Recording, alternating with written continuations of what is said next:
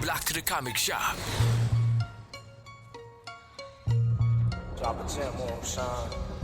You know I got tools, infinite.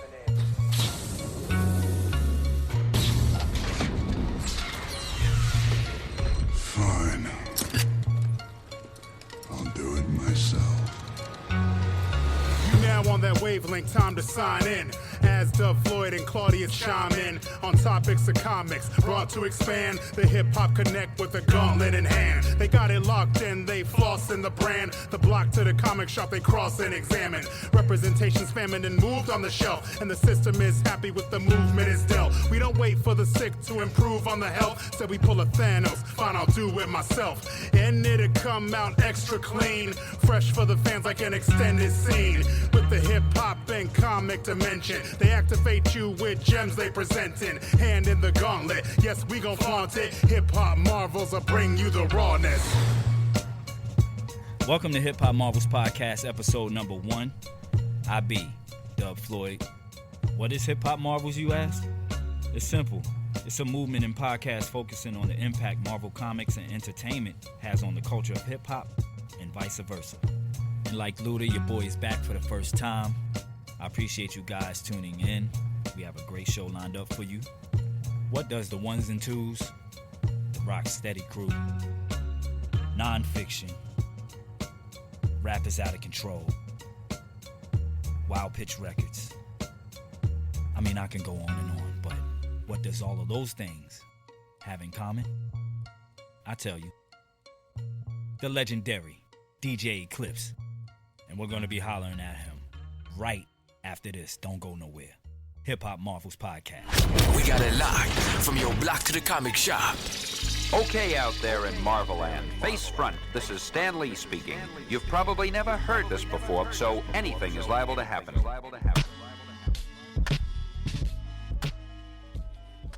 Yo, what's going on, man? What's up? Hey, man. How are you? Man, I'm doing good, man. I'm just glad I'm finally getting to, chop it up with you. Yeah, for sure. Yeah, the homie Sanford Green put me on to you. Yeah, me and Sanford go way back. Like when I started this whole venture, I had people like you in mind. I had people like Sanford in mind. And, I just wanted to kind of bridge the gap between hip-hop and Marvel. Right. I mean, there's light being shed on it, but, I tried to shed some more light on it. Sure, of course. Yeah, I mean, it's like both hip-hop and comics was our childhood coming up. You know what I mean? It's like, it goes hand in hand, you know? Yeah, definitely. And that's why, I started Hip-Hop Marvels. In particular, Marvel, because I could have started a movement and a podcast on, hip-hop and comics in general. Right. But I found throughout my research and just, being an avid hip-hop listener and just, and diving deep into the Marvel universe that there's very like a lot of similarities between the two. Right. Both being birthed in New York. Right. I mean, you can go on and on. Like, you can go way back as far as the early African Bambaataa album covers. Yeah, Renegade to Funk, sure. Right, and Nucleus. Yeah, sure, most definitely. Yeah, and they were done by Bob Camp, and he did a little stint at Marvel. So, and then also you have like first appearances in hip hop as well as comic books. You know what I mean? Yeah. So it's like it's a lot of similarities. Yeah, most. I mean, Marvel's always just seems more interesting. It's like I've never been a DC head. I probably have, I don't know, a handful of DC comics in my collection. I've just always catered more towards Marvel growing up because they just had more interesting and cooler characters. Just like it was just like DC always seemed to me like standard. Like it was like, you know what I mean? Like Marvel just had the iller abilities and stuff like that. Not only iller abilities, but like they seem more real. Right. DC, you have made up places and sure. you know what I mean? Right. And in Marvel, I can learn about a boy from Queens. Right, Peter Parker coming from Forest Hills. You know what I'm saying? Like, yeah, exactly. It's crazy. Right. So, and it, we relate to that. And that's the story of hip hop. Right, most definitely. So one thing we do at Hip Hop Marvels is we ask the guests to give us their hip hop marvels origin story. That meaning, what got you into hip hop? And that's one side of it. Okay. And then the other, what gravitated you towards the Marvel universe. So you can start with the hip hop. Gotcha. For both of them. Okay. For me, getting into hip hop, I was in the 5th grade, and we had a class party, and one of the other kids in class brought in Rapper's Delight 12-inch, and they played it at the party, and I was like, what the hell is this? I was like, I hadn't heard that before, and I was just like, yo, this is crazy. And it's like, it just stuck with me. And like, I mean, like the hotel, motel, Holiday Inn, it was like, it was just catchy, and like I just couldn't stop like thinking about it in my head. I had to go out and get the record, and then like that just really set me on the path of like hip hop records, and like, buying Rapper's Delight, and then looking for other releases that were on Sugar Hill. I mean, because back then it was really just like Sugar Hill Records and Joy Records. Those were like the only 2 labels that were really putting out like hip hop releases.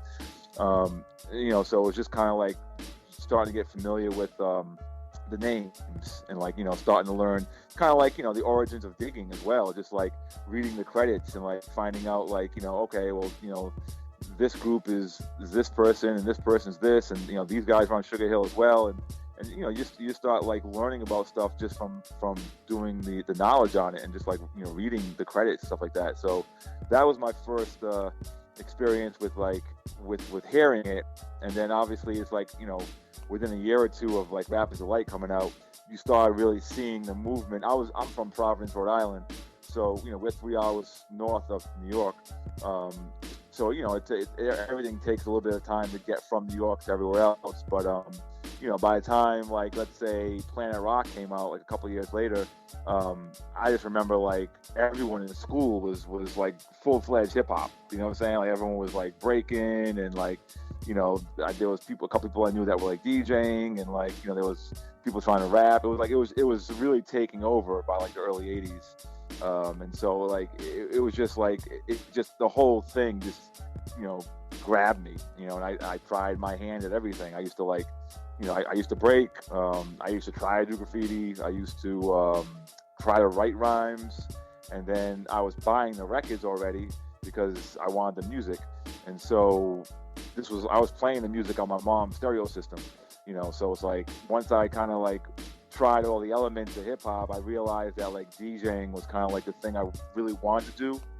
I watched a couple of people in Providence that were older, that were doing stuff, like whether it be like college, the high school dances, or doing college radio, doing guest sets on the shows. I started like just paying attention to the DJ, and so that was kind of like was my calling. I was like, all right, let me actually do this. And so I started saving up my money and started buying equipment, and that kind of like set me on my path of becoming a DJ. With you explaining your story, I'm hearing similarities already. Yeah, of course.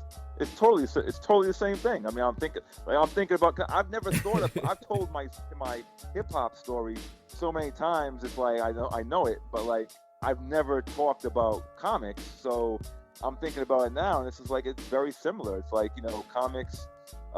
It was. I mean, I'm trying to remember the first time I've ever like saw like a comic. I can't really remember the first time, but I remember like early. I remember like seeing like yard sales and stuff like that, and there'd be like comics like laid out, on the grass. Some of the dopest places to get them. You know what I mean? Yeah, most definitely. And I remember seeing like and there, I was like, wow, this is cool. And so like get a couple and stuff like that, and then that actually led to from the yard sales. Then it was the flea markets.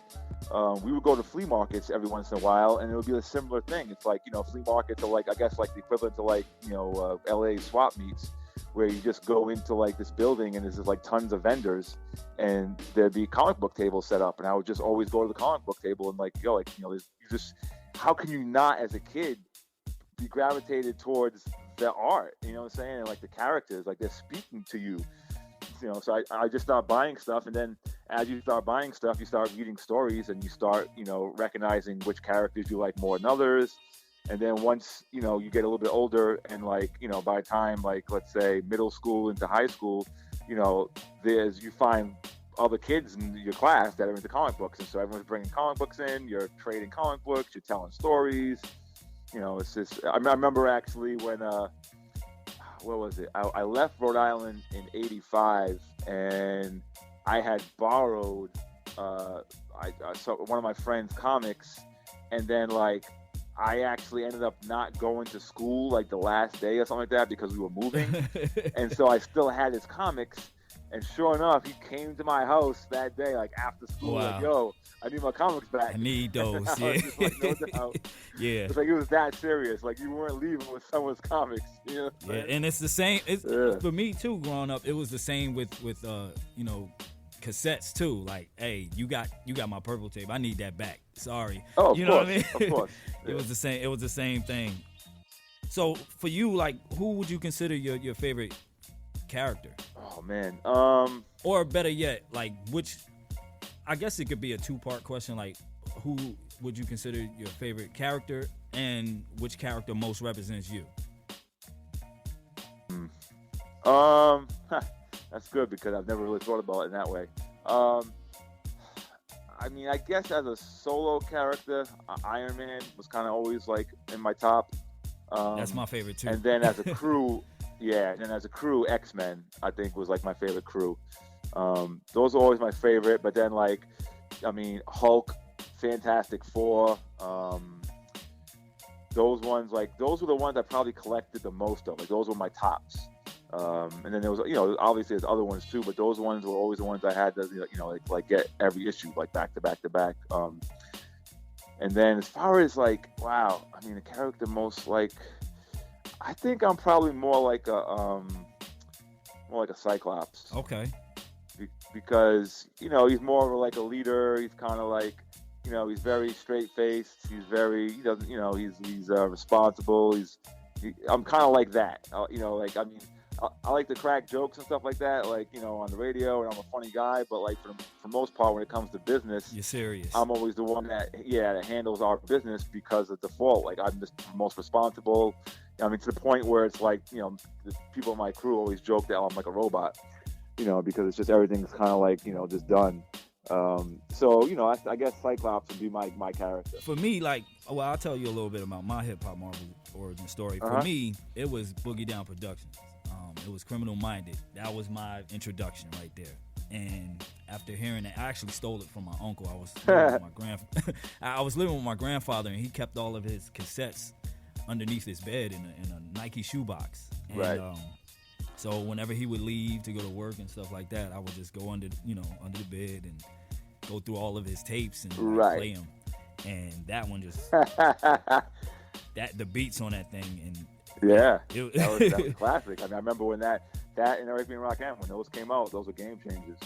Oh yeah, for sure. Mm-hmm. And then I guess on the Marvel side of things, see, for me it's kind of different because I didn't get into Marvel through the comics. Okay. I actually got into Marvel.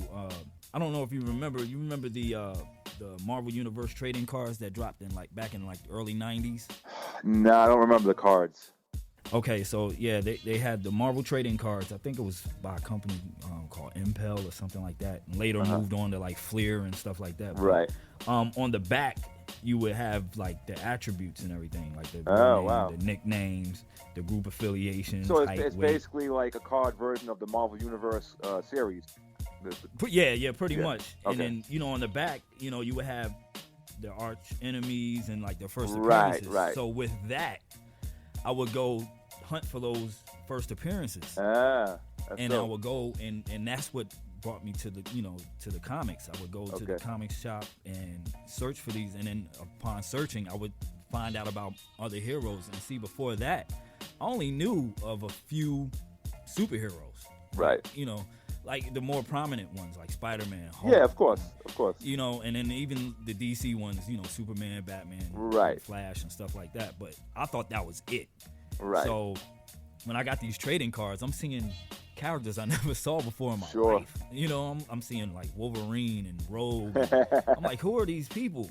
So upon doing research, I'm like, wow, so they really have a vast universe. Like it's really out there. So that's what got me into the comics. And then eventually from then on, I started collecting comics and being at the comic shop all the time, you know? Right. So tell me a little bit about, cause I know you were with Wild Pitch for a while. So tell me about, you know, how that came to be. Well, I once I left Rhode Island, my family moved down to South Carolina. So I was living in South Carolina for a while, and I was kind of like paying my dues down there, DJing and trying to make a name for myself. So you said South Carolina? Yep. What part? Columbia. Hence that's how I met Sanford. Well, yeah. Okay, now it makes sense. But I have family in King Street, small little town in South Carolina. Yeah. So I mean, I was in South Carolina and Columbia from '85 until I think I left in '92 to come up to New York. So around that time, like 91, 92, I met MC Search. Wow. He was on a promo tour promoting his single Back to the Grill, Here It Comes, you know, from his forthcoming solo album. Right. And so we kind of chopped it up and just kind of hit it off. And a mutual friend of ours, had produced half of that album, T-Ray. And T-Ray is from South Carolina. And me and Todd that's another whole story, but me and Todd had already been met and been working together in South Carolina. So he left South Carolina to go to New York and try to like make it, and he ended up getting a production deal at Big Beat Records, and that led to him doing more production for other artists, hence him doing Search. So when Search came through, I was already like, yo, you know my man Todd? He's like, yeah, da, da. So we just hit it off. I let him hear beats I was working on. I told him I DJ. So he was like, yo, I like what I'm hearing. He's like, why don't you come to New York and spend some time with me? I want to have a show where I have two DJs. He's like, I have this other dude named Riz already in mind. He's like, I think you'd be dope to be the second DJ. So I was like, okay, cool. So that was it. Like, you know, I just kind of like went to New York and started staying with him. And so me and Riz became his DJs. And so we were a clique up until, you know, he kind of like stopped doing music to do business. So 94, he kind of put the music stuff aside and he took a job at Wild Pitch as like senior VP of the label. And when he did that, you know, he mentioned to Stu Fine, the owner, that, you know, I was like his partner, and he thought I'd be good to work in the label doing retail, because I actually was working at a record store down in Columbia while I was living there. So I met with Stu Fine a couple of times. We hit it off, and he was like, sure. He's like, I think you'll be good. And so they gave me the job as national director of retail promotion. So I started January of '94, and I worked up until they closed in June of '95. Wow. And you do have that longevity, because like even with you know, Fat Beats, you know, yep, you were there to the very end. You know what I mean? Yeah, I mean, I actually wasn't there from the very beginning per se, because they opened while I was still at Wild Pitch. Right. They opened July of '94, and when they opened, they sent out the owner sent out a fax to all labels saying, hey, new hip hop store opening up.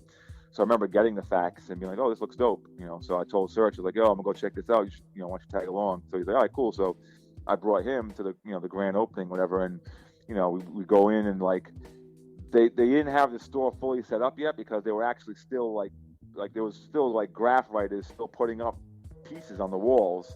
And like, there was a DJ spinning, and like, you know, Joe, the owner, was breaking in the middle of the floor. Like, it was like you walked into a hip hop freaking place.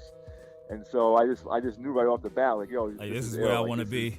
Yeah, there's like, there's no other, not even where I want to be, but just like, this is where I'm going to come to shop, because there wasn't anything else like that in New York. There was every other store that was popular in New York carried everything else. Right. There was no store that carried just hip hop. Oh, for sure. I mean, I know what you mean. I used to, you know, I'm from Jersey City, New Jersey, so I used to cut class and take the PATH train to Fat Beats. Yeah, so it's like, you know, it was like, I just felt the vibe. And so the whole time I was at Wild Pitch, I always used to go, I'd go there like once a week and like shop, and, you know, I keep in touch with him and Joe, and like, I think OC was his first in-store. I made sure, we had an in-store OC there. So I was always doing what I could to support the store. And so by the time the Wild Pitch shut down in summer of 95, my initial thought was, okay, I'm going to go get another label job. And at the same time, Joe hit me up like, yo, why don't you come give me a hand on the weekends, because business was starting to take off a year into it. And he needed help because it was just him and this other kid named Ryan. So I was like, all right, no problem. I'll give you a hand on the weekends until, something else comes along.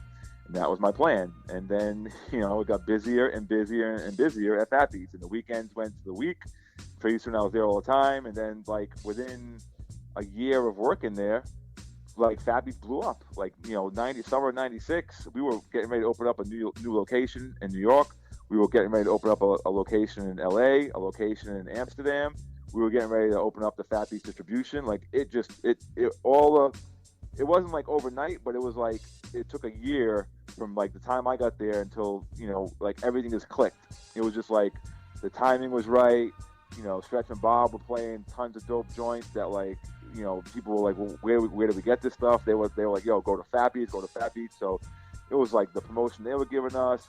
We were doing stuff. Joe was printing up stickers and flyers and taking them to Rocksteady crew anniversaries and passing them out to everyone. So it was just the whole scene was growing. The indie, because that keep in mind too, that was a turning point. 95, 96 is a turning point of when people started getting fed up with the commercial stuff that was coming out. Right. Because, up to 95, everything was pretty dope. But then when you get to 96, the music was starting to get very puffed out. You know what I'm saying? So it was very puffed out. Yeah. So Right. it was people were like, oh, this isn't what I'm used to. This is too clean. This is too shiny. This is too, this isn't raw. This isn't Wu-Tang, Jay-Z and Nas. This is a different side of Biggie, and this is a different side of the Locks and Mace, and this isn't quite what we want. And so that's when the indie scene boomed. It was all right, look, we're just going to keep doing what we feel is the right lane. And so the indie scene was created, you know what I'm saying? And Fat Beats was right at the hub of that, pushing that forward. And so, I just stayed, and we just exploded, that whole 96, 97, 98, even until 99, that was the greatest years of the indie boom, Oh yeah, I remember when Wu-Tang Forever dropped, and I was a junior in high school, and I said I gotta go get that. So me and a group of my homies, we took the train and over to Fat Beats, and then went to Gray's Papaya for lunch. And I had the best, you know what I'm saying? That was some of the best times, man. Right. But and they fulfilled a lot of my collecting, that's another similarity, you know what I mean? I was big on going to, the record store and getting the newest music, right? And actually opening it up and reading the credits and reading the lyrics, sure, looking at the artwork and stuff like that. So those are some of the things. And, everything's digital now, even comic books nowadays. Are digital. What do you think about that? As far as the music being so digital and with the streaming, and then on top of that, it's funny because there was just a post. My man Scheme Richards, who's another Rocksteady crew DJ, he just made a post recently about movies, about these comic book movies, and how using something like Endgame as an example, doing $1 billion in the first weekend, and yet how many of those people that went to go see it are actually comic book nerds? You know what I'm saying? It's probably a small percentage that actually, and you see it in the physical side of comic books. Comic books don't sell what they used to. And I was actually I was in Albany a few weeks ago, and I stopped by a comic book store, and there was a whole section that was comic books for 25 cents each, back issues. And I was like, I've never seen comics priced so low in my life. You know what I'm saying? I was like, this is crazy. And some of the comic books, and some of the stores, there's a spot out here when Marvel did the hip hop covers. Which I started, love, by the way. Yeah, most definitely. I started going to. I'll go back to that. But anyway, there's a store here in Forest Hills that I would go to, and they closed. It's like, the stores can't even keep their doors open because there's not enough people supporting the scene. And so when I saw Skeen post this, I said, it's exactly the same thing with music. It's the same thing. It's like, the movies is the digital version of a comic book. You know what? I never looked at it that way. See, I was looking at it through the digital comic books, but no doubt, and I get that. You know what I'm saying? But it's even bigger than that because people are content with going to the movies and seeing a comic book. It's like that's the thrill, the new norm for them. Yeah, you know what I'm saying? So like that's the norm, and so the majority of them would never go and buy a comic book and sit, you know what I'm saying, or continue to buy issue after issue. It's more about they just want their fulfillment from going to the movie. So that's replacing the comic book because that's all that they need. And the same thing with hip hop or music in general. It's just like, it went from you had to buy a 12-inch even if you weren't a DJ because that was the only way you were getting that song. Right. All these groups were only making 12 inches. They weren't making CD singles. They weren't making cassette singles. So it's like you had to go and buy the record. And then if you didn't have a turntable, you had to figure out which one of your friends did so you could go and record it and put it on tape for yourself. So we go from a scene where we're selling tens of thousands of records to then 2000 coming around and the digital age coming in and sales going down and down and down to here we are in 2019.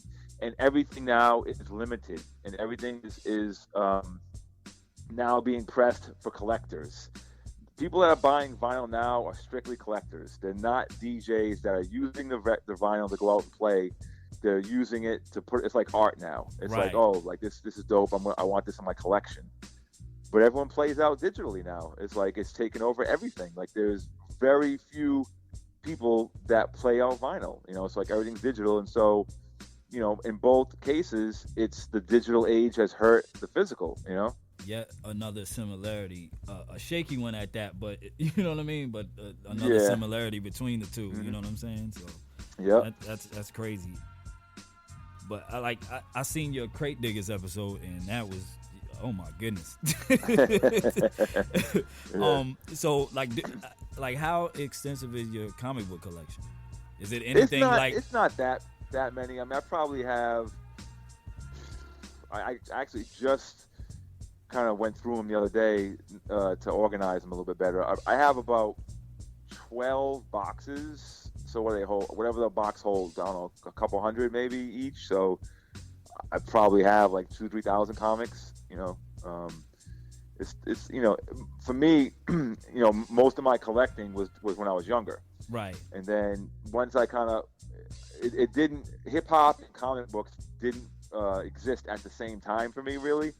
It kind of like they had their maybe not even their start around the same time because I was definitely into comics first.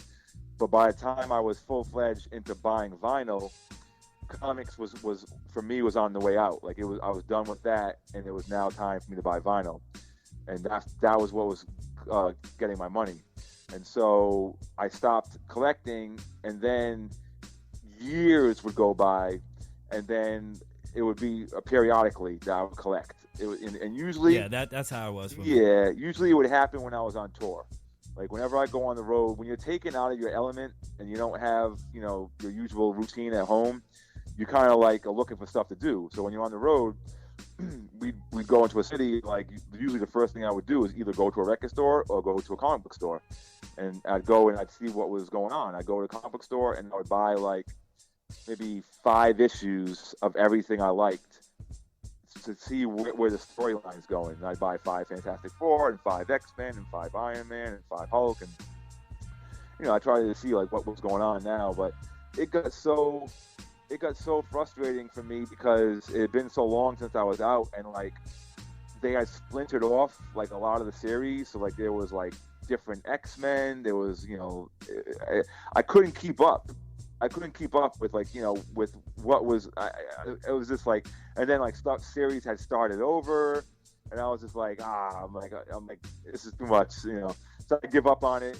but then like I'd go back out on tour like the next year and I'd do the same thing. And so it's like I have pockets of stuff I buy every year, and it's been like that up until the hip hop covers came out, and then I made sure to get every single one of those. Exactly, and even the book.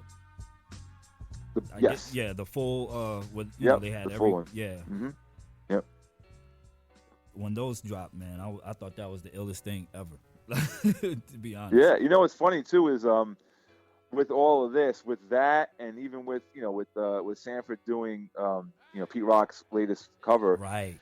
I actually told Sanford, it was years ago. It's probably been like I don't know, 5, 6, 7, 8 years ago that Premier and Pete Rock had announced they were doing an album together, and I knew it was probably going to be something that would take forever because anything that Premier's involved in takes forever. But I was talking to Sanford, and I was like, you know what would be dope? I was like, it would be dope if their album cover would be. I was like, they should get you to do the cover, and the cover should be a remake of a classic comic book cover. Wow. With them as the characters, with Premier and Pete Rock as the characters. Because it's the opposite of what we do in hip hop. In hip hop, we sample music and make new music out of it. I was like, they should sample a classic comic book cover and put them as the characters in it. And so he was like, yeah, that's dope.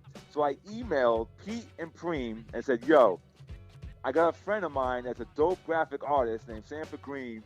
I have an idea you guys should use. Neither one of them motherfuckers hit me back about it. And here we are, years later, and Pete's used Sanford for his cover, and Marvel has done the same thing with hip hop. I know that's so crazy.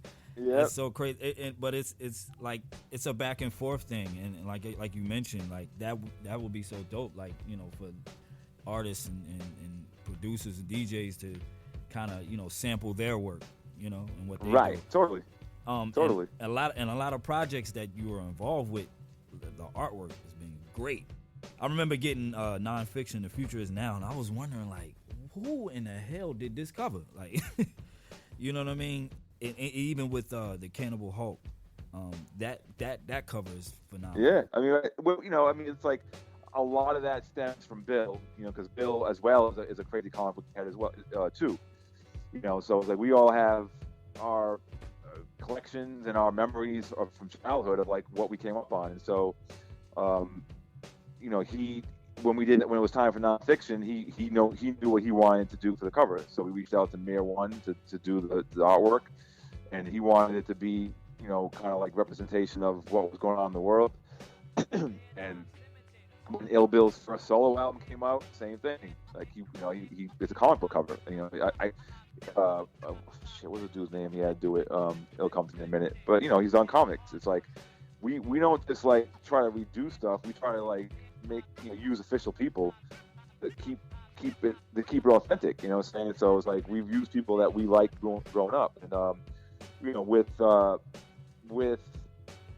new stuff with Cannibal Hulk, we had Scam do the original cover, and then we just kind of put it out there like, we wanted to do an alternate cover, and so we just kind of opened up the floodgates of like, yo, who out there would want to do an alternate cover, and some people started hitting us up, and like, one of them was this dude, Chris B. Murray, and, we were checking out the stuff that he was doing, and it was like, yo, like, this dude's ill, so we just started looking at all the people that were getting back to us, and we were checking their style out, like, yo, this kid's style dope, this kid's dope. So we had Chris Murray do his version of like what we wanted to see, and so we have like it's like different covers. It's varying covers. So covers. y'all basically did the variant covers for music. That's crazy. Yeah. We did a variant cover for Cannibal Hulk, and then we did we did a 7-inch cover with another dude, Juan from South America. It's like.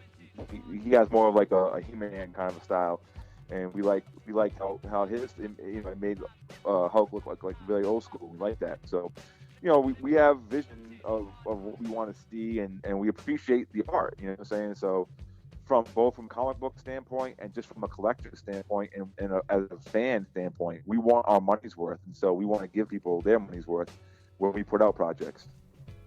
Right. Yeah. Shout out to all those mentioned. Yeah. I know you mentioned Scam. And, Yeah. You know, and eventually, you know, like I said, I appreciate you chopping it up with me for the first episode. Sure. First breakout episode, and you know, in the future, I hope to have some of these guys on the show to, you know, pick their brain about hip hop and comics. So Endgame, have you seen it? Yeah, twice. Me too. I seen it twice. So what are your thoughts, man? It was dope. I loved it. You know what I'm saying? It's like I've been seeing the questions that, you know, like all the websites are posting now, that people are kind of like commenting on, like, how did this happen, how did that happen? And I think a lot of them are pretty self-explanatory. You know, I think that, you know, a lot of you can kind of figure out how certain things transpired.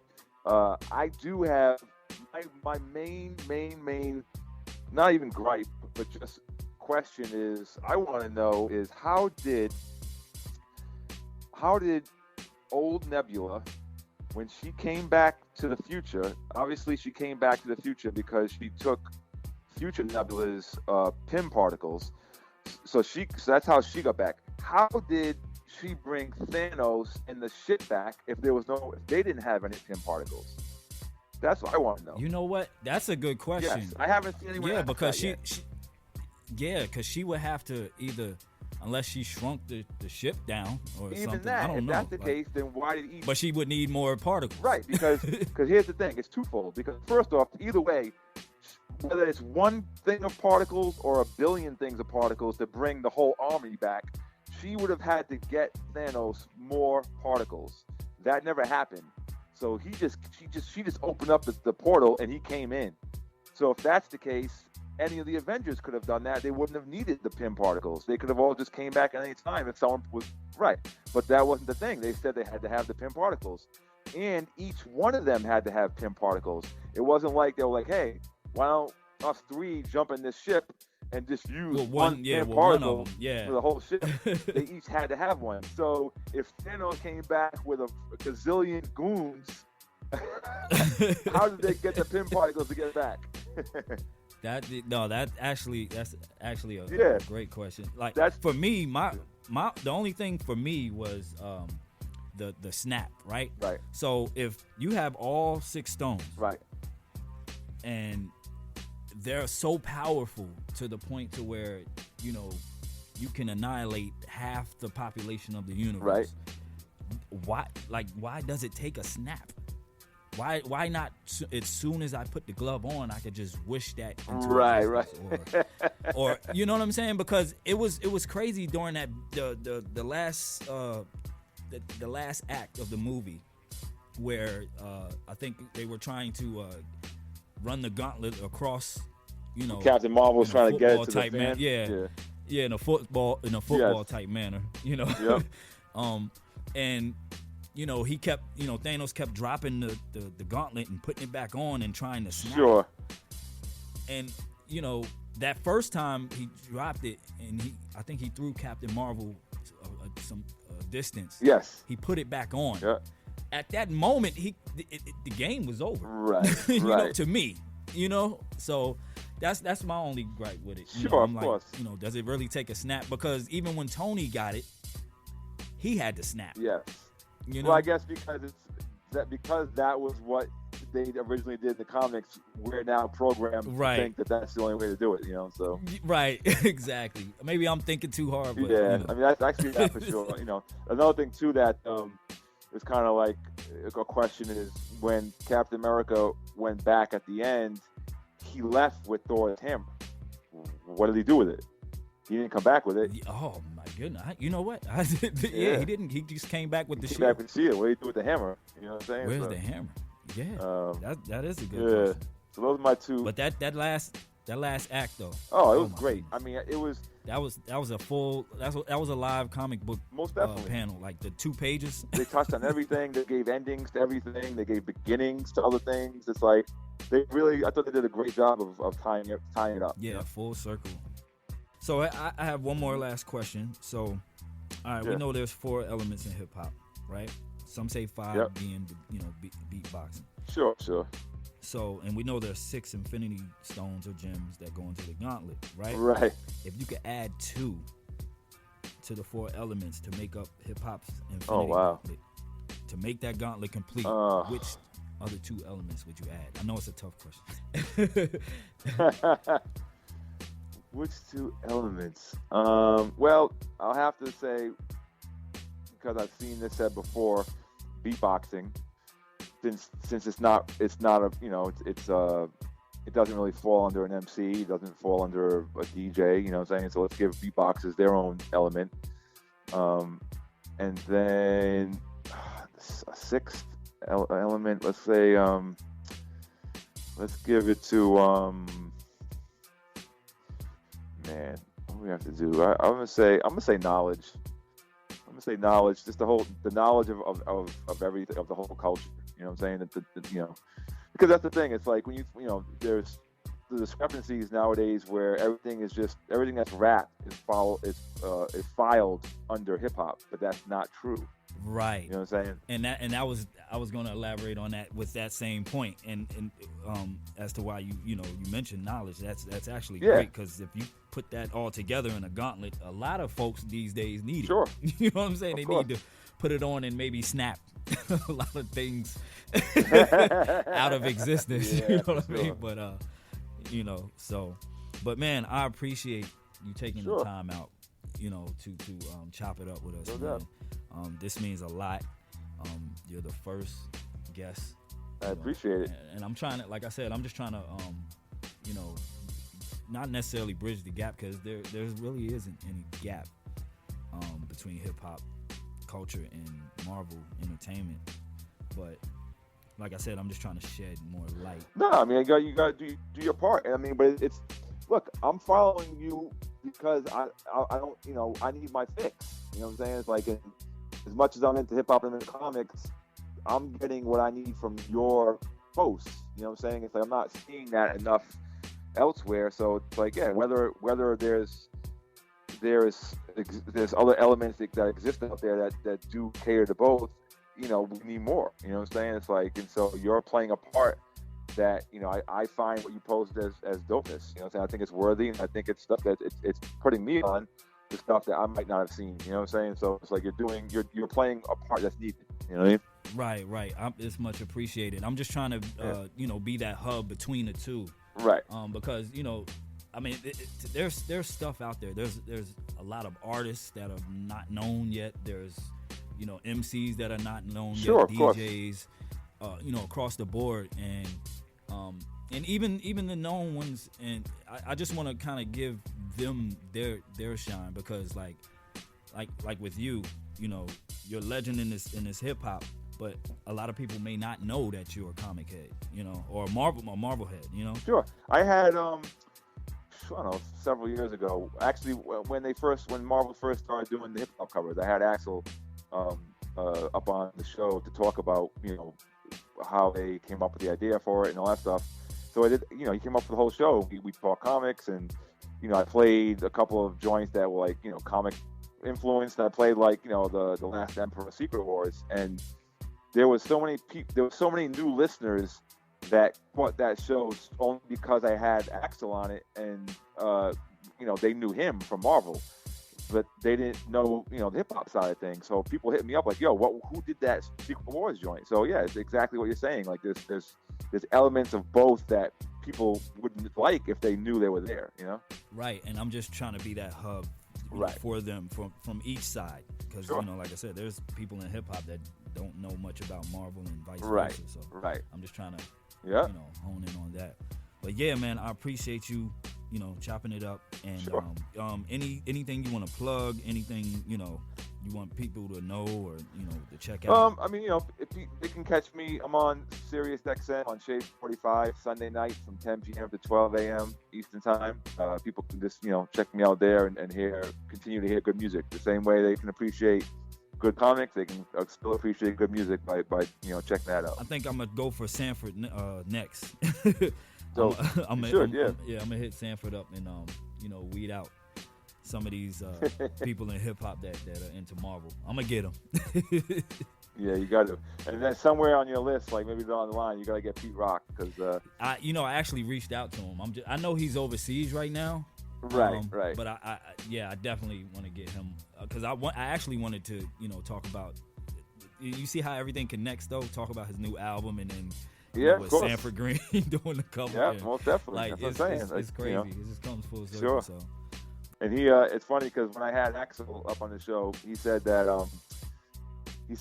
when P Rock came up to Marvel, the Marvel offices, he's like, I guess they have like, one of those huge posters up on the wall of like all the characters. And he said that Pete was like the only person, even more than his staff, that named like every one of them. Wow.